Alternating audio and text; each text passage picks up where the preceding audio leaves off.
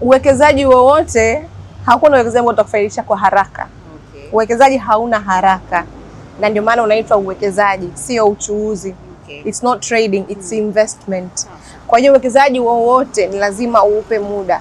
Na unajua tunapoongelea uwekezaji, it's not just uwekezaji wa fedha ambao unaongelea kila siku. It's not just financial investment.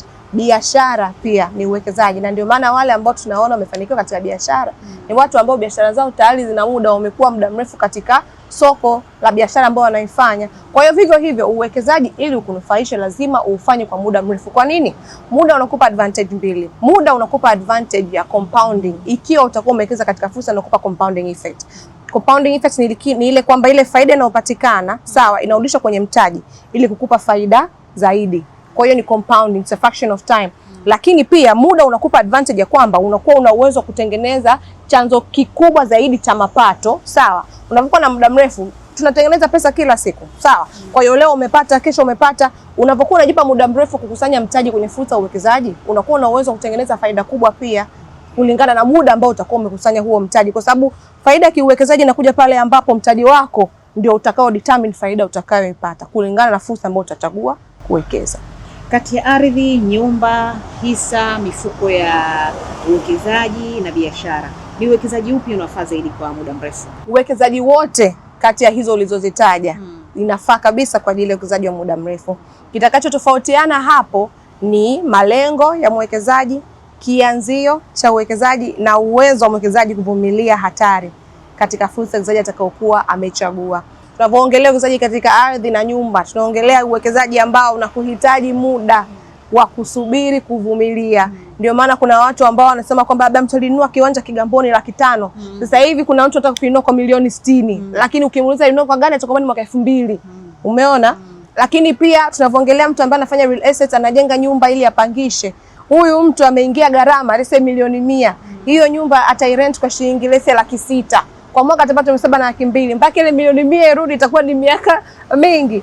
Kwa hiyo uwekezaji wowote inategemeana na malengo yako, uwezo wako wa kuvumilia returns na uwezo wa kuvumilia hatari vile vile, lakini pia kianzio chako. Tunajua ujenzi una gharama kubwa, lakini hisa kianzio ni hisa 10. Kwa kuta sokoni kuna hisa inauzwa shilingi 1,000 ni 10,000, si ndio?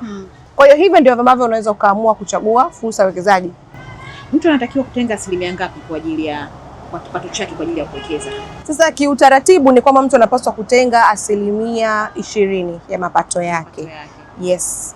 Kwa asilimia 50 itaenda kwenye mahitaji ya muhimu, asilimia 30 itaenda kwenye mahitaji ya kibinadamu, burudani, starehe, lakini asilimia 20 itaenda kwenye akiba kupitia uwekezaji. Lakini hii inaweza kubadilika muda wowote kulingana na malengo ya mtu husika.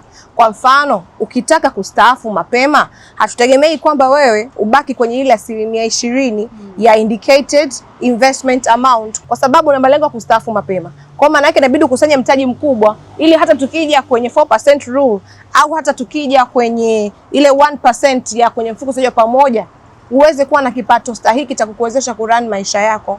Kwa hiyo tutegemeana unataka uwekezaji wako ukufanyie nini. Ni muhimu kuwa na mfuko wa dharura kabla ya kuanza uwekezaji? Yes, ni muhimu kuwa na mfuko wa dharura kabla ya kuanza uwekezaji, kwa sababu uwekezaji kama nilivyosema ni swala la muda mrefu. Kwa mfano, umewekeza katika bondi ya miaka 25, alafu sisi ni binadamu, imetokea pengine unahitaji gharama za kukupeleka nje ya nchi kwa ajili ya matibabu. Ndugu zako ukiangalia hakuna anayeweza kukuchangia, unafanyaje? Kwa hiyo hawa ndio mazingira ambayo yanakulazimu kuwa na mfuko wa dharura kwa ajili ya pale ambapo itatokea uhitaji wa ghafla wa kifedha ikiwa wewe unaendelea na uwekezaji wako. Lakini pia ndio maana kuna fursa za uwekezaji ambazo zitakupa urahisi kupata pesa yako pale utakapohitaji. Ndio maana kuna mifuko kama ya liquid fund, kwa mfano kama hisa, ndani ya siku 2 ukiuza hisa zako unapata pesa yako.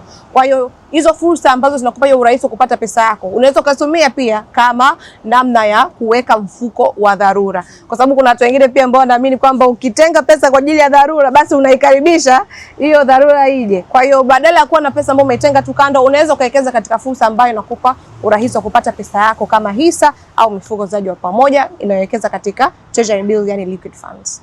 Mifuko ya hifadhi ya jamii. Tunafahamu kwa watu ambao wameajiriwa katika mfumo rasmi wanakuwa na mifuko ile ya hifadhi ya jamii, NSSF na mingine mingi. Inatosha kwa gharama ama kwa maisha baada ya kustaafu? Kiukweli haitoshi, na ndio maana inashauriwa kwamba uwe na mfuko wako wewe binafsi. Kama unakatwa 10% kwenye mshahara wako, hakikisha na wewe una 10% ya kando ambayo unajikata wewe mwenyewe kwa idhini yako wewe mwenyewe, ili utakapostaafu angalau uwe na 20%. Yes, kwa hiyo unaweza ukawa unakatwa ile 10% kulingana na mujibu wa sheria, si ndio? Lakini pia unaweza ukaikata ya kwako wewe mwenyewe ili uweze kuwa na kiasi kikubwa zaidi cha mapato. Ni muda gani sasa sahihi hasa kwa vijana kuanza uwekezaji kwa ajili ya kustaafu au kwa ajili ya uzeeni? Muda sahihi ni huu tuliopo. Muda ambao umeshafahamu kwamba kustaafu sio lazima uwe uzeeni.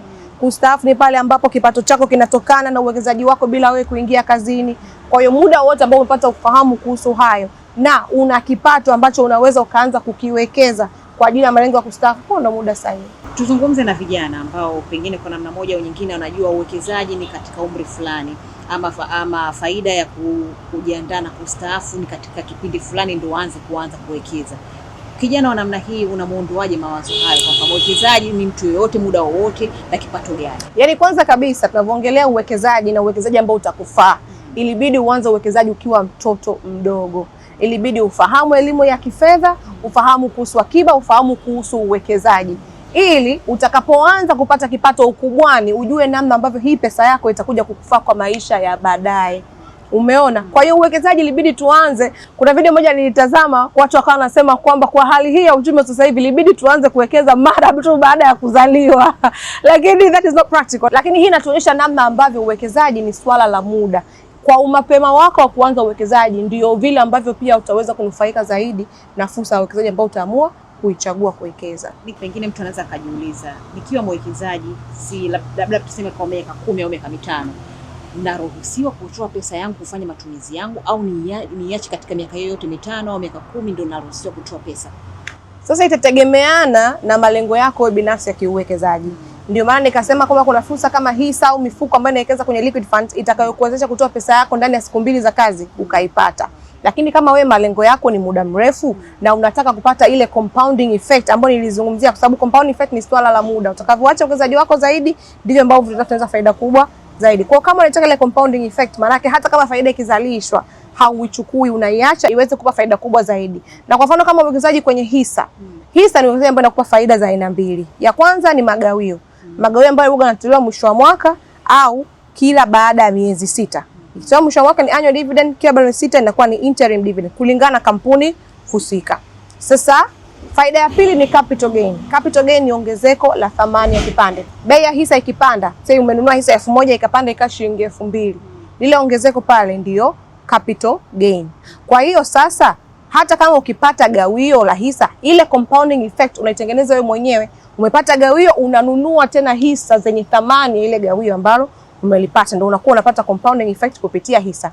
Kwenye mifuko ndio hivyo automatic. Mifuko yote inakupa faida kwa mfumo wa compounding interest pale ambapo hautachukua faida husika. Uwekezaji ambao hauna compounding interest ni bond, lakini nao pia unaweza kwa compound pale ambapo umepokea zile coupon, zile faida, alafu ukazirudisha tena katika uwekezaji mwingine kama hisa au kwenye mifuko. Kwa hapo pia unakuwa umefanya compounding effect ya uwekezaji wako.